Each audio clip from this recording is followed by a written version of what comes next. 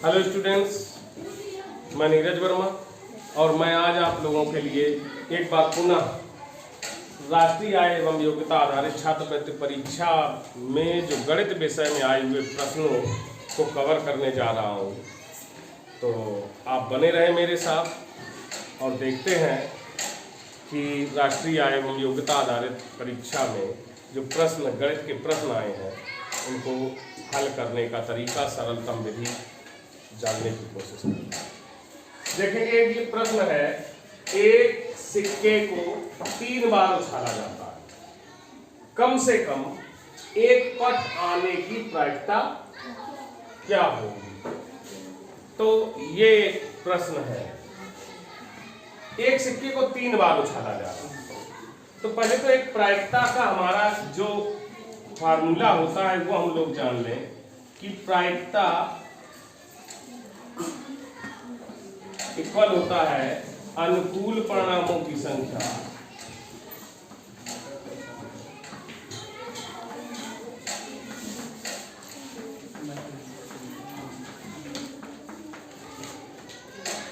और अपान में कुल संभावित परिणामों की संख्या।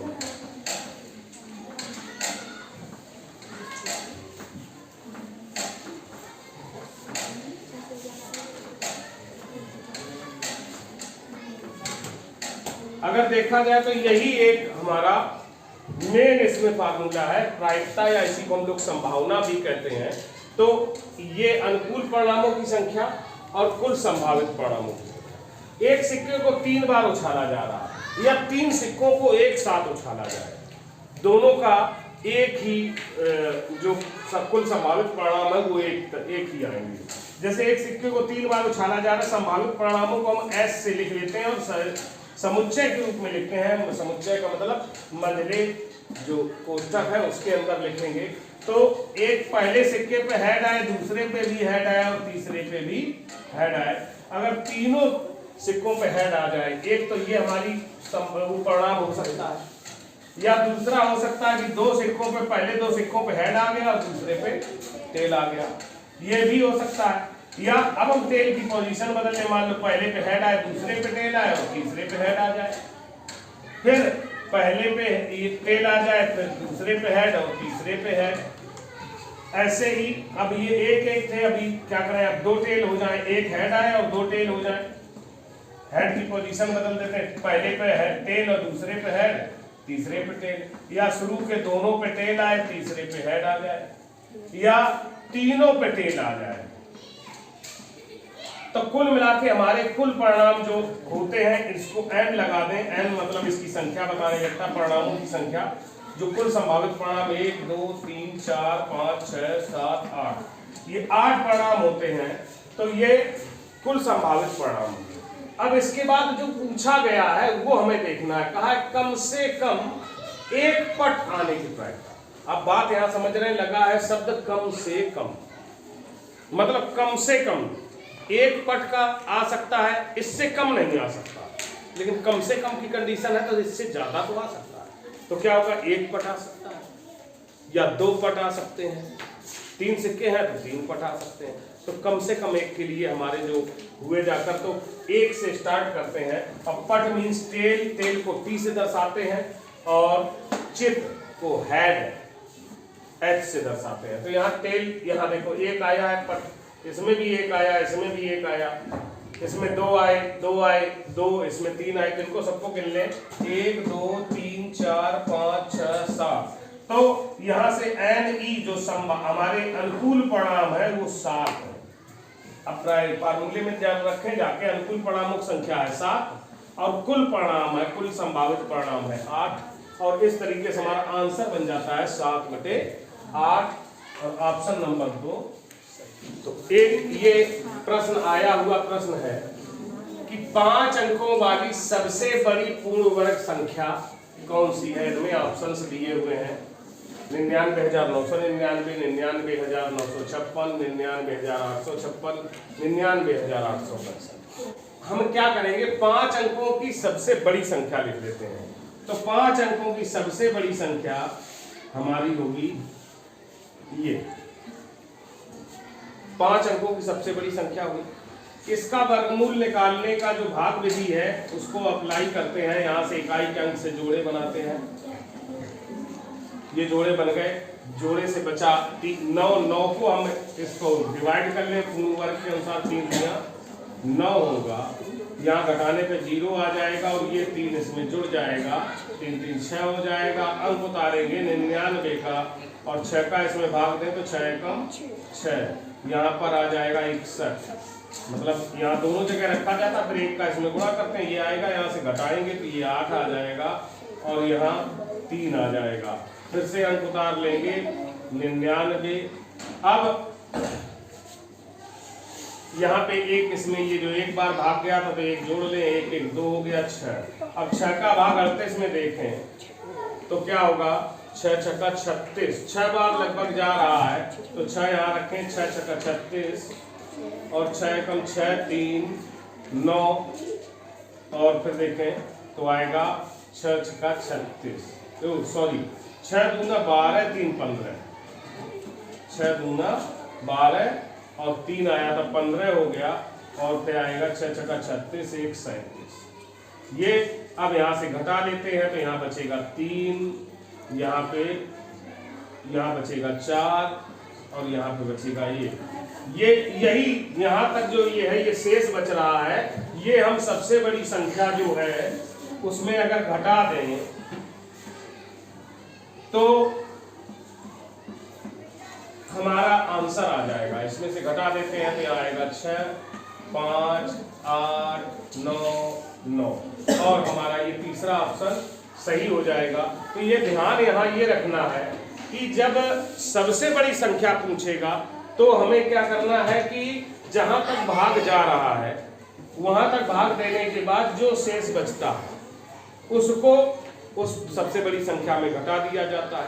लेकिन अगर कहीं ये पूछा जाता कि सबसे छोटी संख्या, तो जब सबसे छोटी संख्या पूछता तो जहां तक भाग जा रहा है उससे एक अधिक बार भाग देखेंगे और वो कितना कम हो रहा है उतना उसमें ऐड कर दिया जाता है, तो वो सबसे छोटी संख्या आ जाती है। एक प्रश्न ये जो 2022 में आया हुआ था कि यदि किसी घन का आयतन इतने सेंटीमीटर क्यूब है तो इसकी भुजा है, ये ऑप्शंस दिए हुए थे। तो यहाँ हम देख रहे हैं घन का आयतन दिया हुआ है। घन वो होता है जिसकी सभी भुजाएं समान होती बराबर होती हैं। तो अगर उसकी भुजा के लिए देखें तो घन की भुजा का एक फार्मूला सीधा होता है, घन की भुजा का फार्मूला होता है घनमूल लिया जाता है, आयतन का घनमूल ले लिया जाता है। जैसे ही हम आयतन का घनमूल लेंगे भुजा आ जाएगी। और आयतन दिया है, ये आयतन दिया है कितना 13.824 सेंटीमीटर क्यूब ये दिया हुआ है। तो इसका जब हम घनमूल निकालने को होता है तो क्या करते हैं, सबसे अच्छा तरीका यह है, एक याद रखें कि घनमूल में हमारे पास क्या होता है, हम त्रिक बनाते हैं।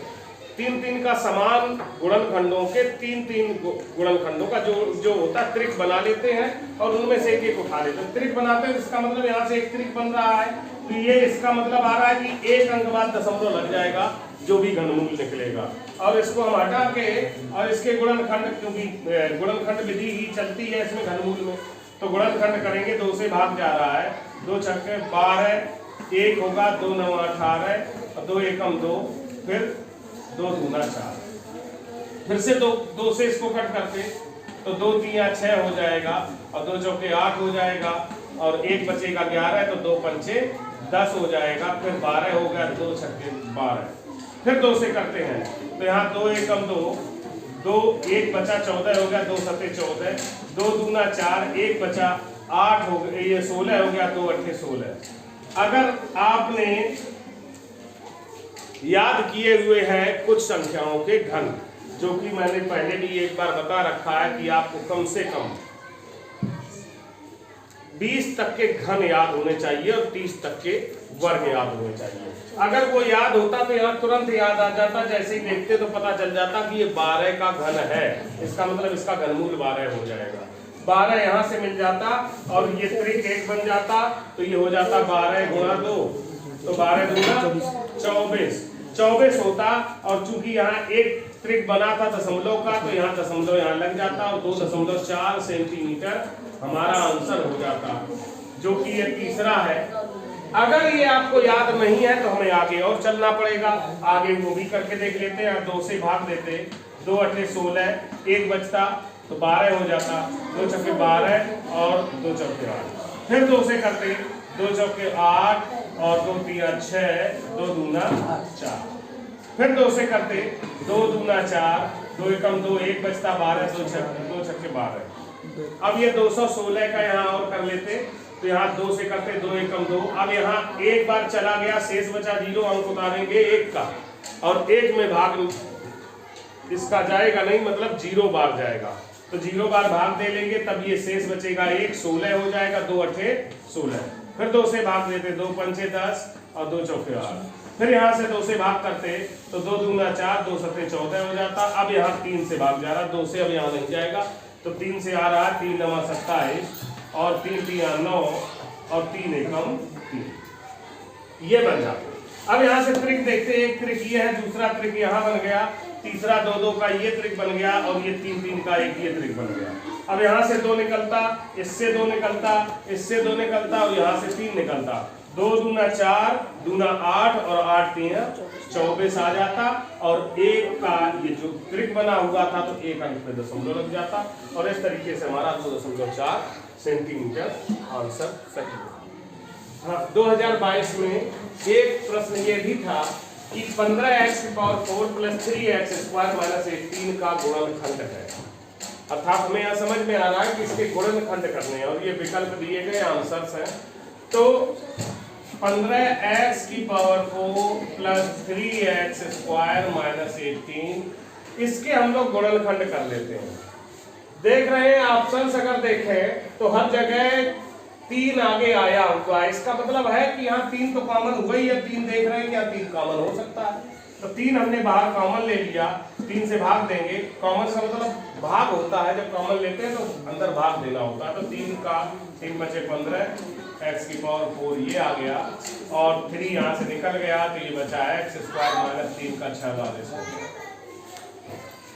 अब यहाँ पे ये पद हुए 1 2 3, इसको बोला जाता है त्रिपदी व्यंजक, और इसके गुणनखंड तब संभव हो जाते हैं कि अगर यहाँ जो पहला है, जो x जो चर दिया है, 2 जगह चर है, 1 जगह अचर है, और उसमें भी चर की घातें जो है 1 से दूनी हो दूसरे में, तो यहाँ 2 घात है, तो यहाँ 4 घात मानक रूप में लिख लिया जाता है। सबसे पहले बड़ी घात, फिर उससे छोटी, और उसके बाद अचर पद। लिखने के बाद हमने पिछले भी वीडियो में एक जगह इसको बताया था कि कैसे गुणनखंड करने हैं।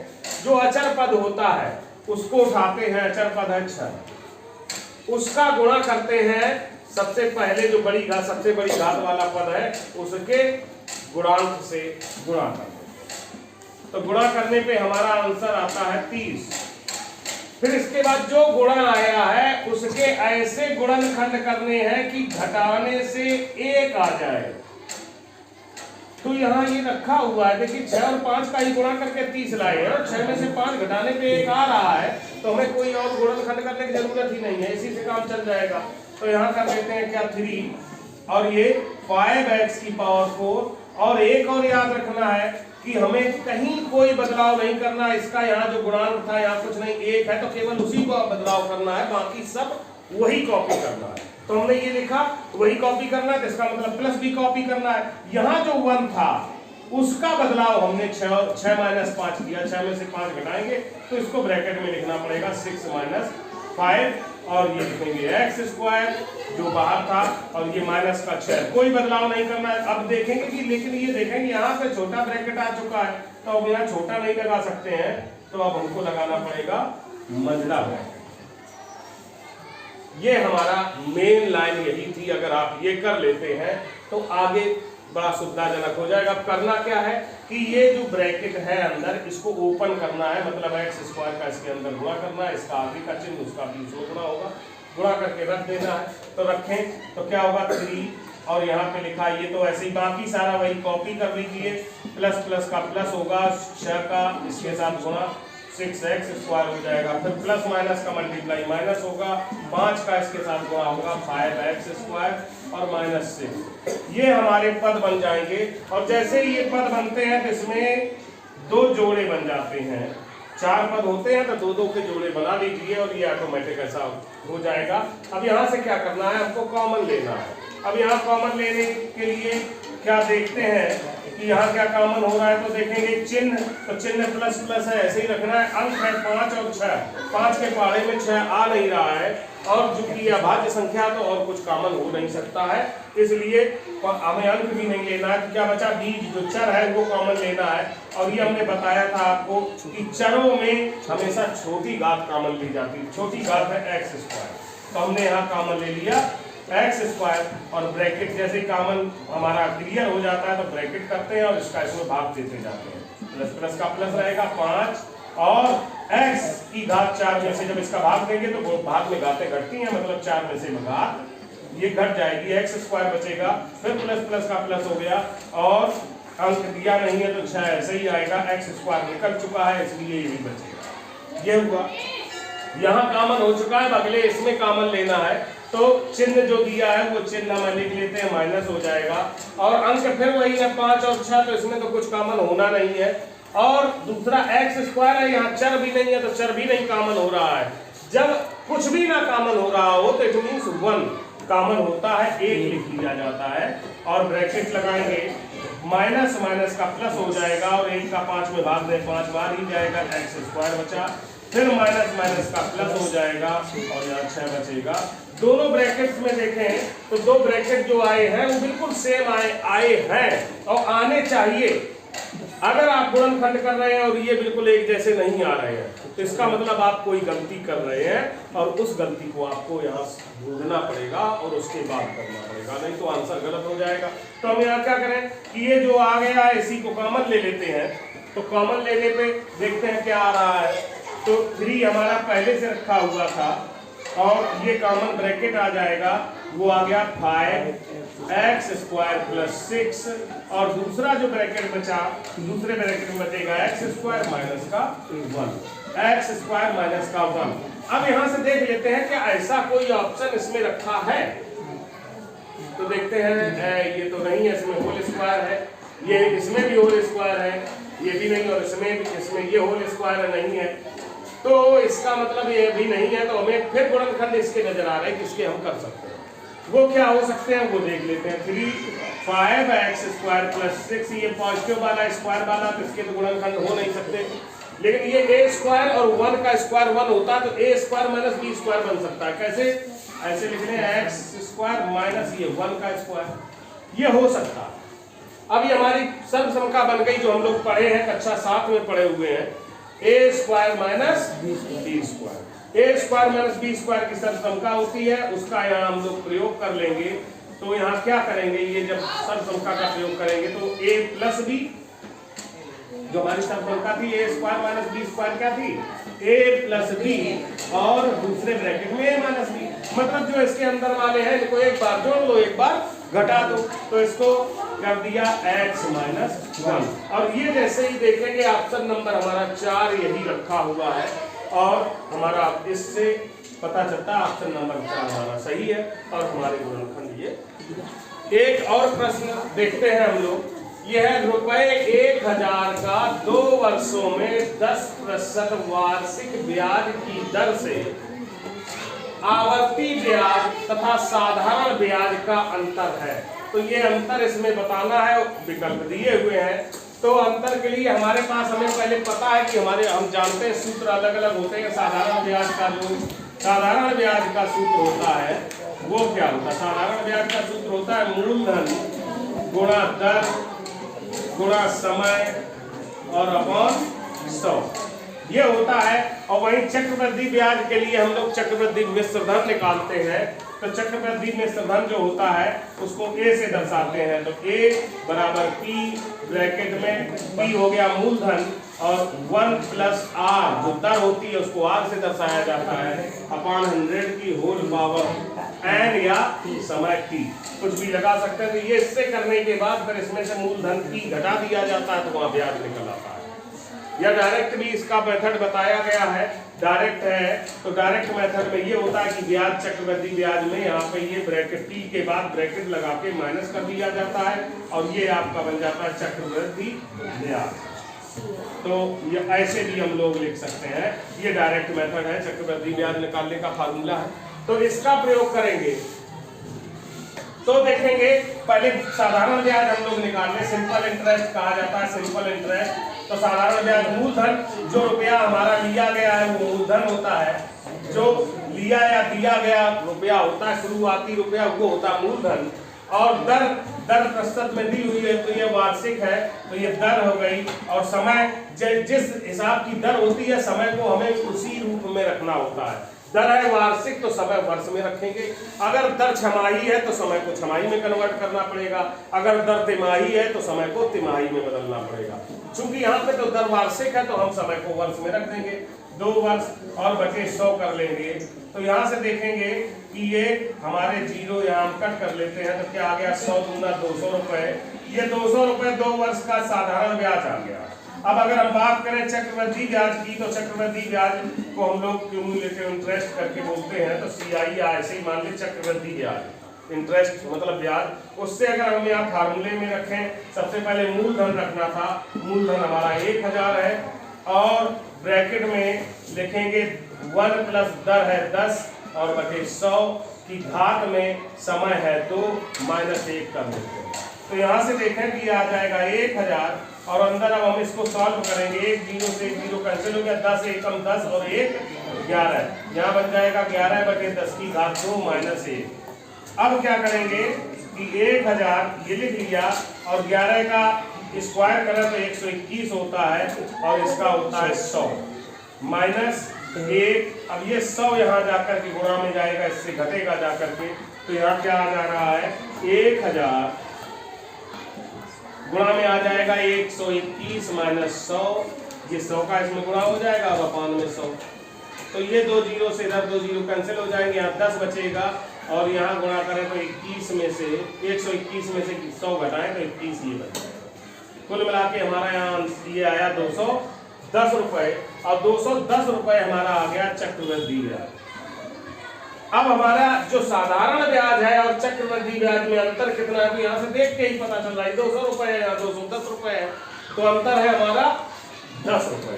हमारा ऑप्शन पहला सही हो जाता है। लेकिन 2 वर्षों के लिए अगर हम लोग बिल्कुल सिंपल तरीका अपनाना चाहें, सिंपल एक और होता है कि हमें क्या करना है,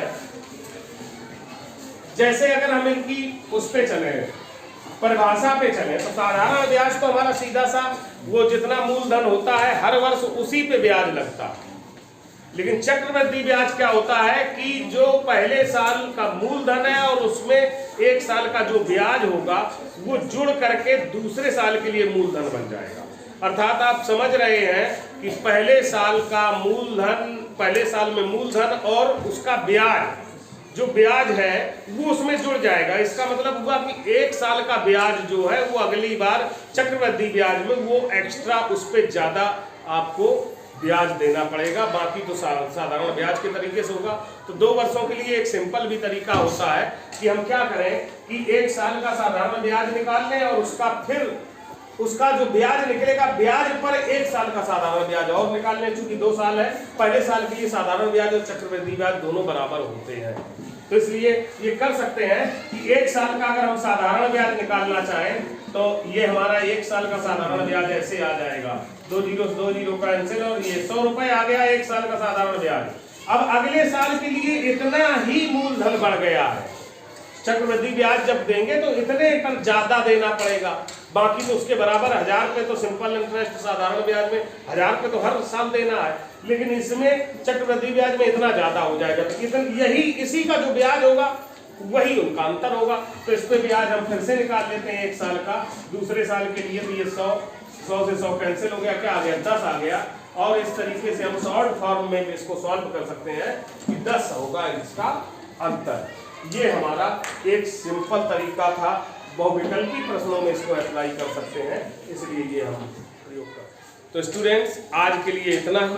अगर आपको ये वीडियो पसंद आया हो तो इसको लाइक कर दें, शेयर करें और मेरे चैनल को सब्सक्राइब जरूर करें और अपने मित्रों के साथ इसको शेयर भी करते रहें। फिर से मिलेंगे अगले वीडियो में, तब तक के लिए थैंक यू, बाय।